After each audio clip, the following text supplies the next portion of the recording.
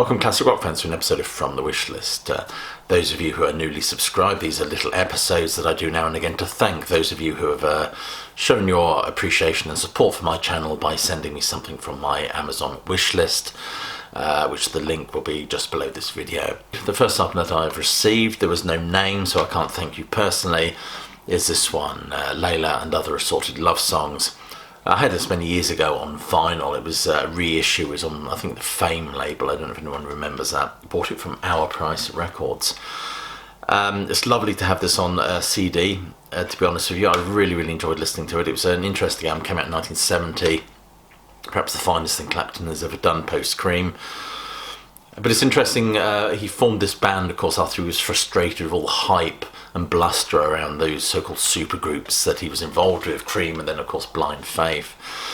The name apparently comes from the band being wrongly introduced as Derek and the Dominoes rather than Eric and the Dominoes.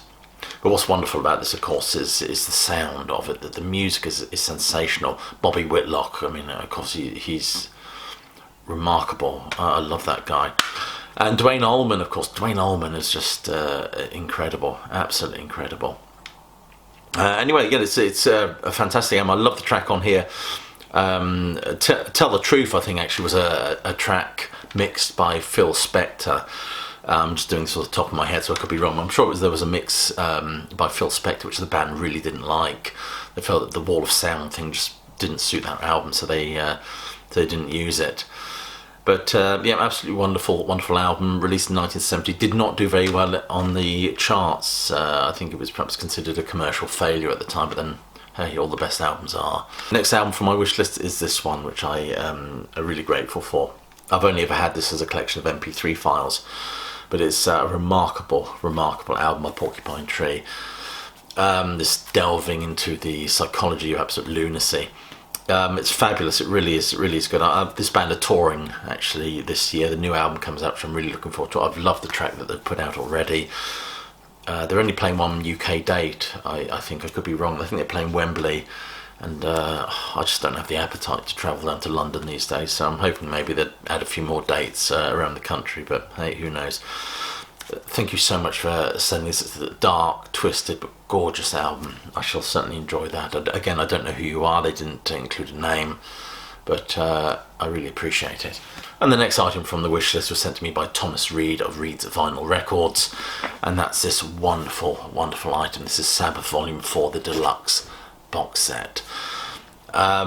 Very generous, and I'm just so overwhelmed to receive this. This is absolutely wonderful. Thank you very much. I love this early Sabbath stuff. I've got the Paranoid box set. I'm now committed, of course, to getting the other ones just to have the full set. The Sabotage has been reissued. I haven't got that yet, and of course, Technical Ecstasy. I think that's the other one that's been put out. But this is Sabbath at their peak. Although I must admit, I'm also a huge fan of the Dio fronted Sabbath as well, but this is wonderful. It's got the original album from 2021 remastered, outtakes, new mixes, and of course alternate takes, full starts, and studio dialogue, which is always fun to listen to and interesting. But it's live in the UK from 1973, which would be a compelling listen as far as I'm concerned. But it's also the swag and the book that comes with this as well. So Thomas Reed of Reed's Vinyl Records, I thank you very much for this wonderful and generous gift. Well, that's everything from the wish list this month. As I said, the link is just below this video. But check out the other links while you're down as well for ways you can support the sterling work done here at Classic Album Review, even if it's just like the Facebook page and keep in touch with the posts I put on there. Anyway, I shall leave it there. Hope you're all well, staying safe and warm and COVID-free. But more importantly, of course, that you keep listening.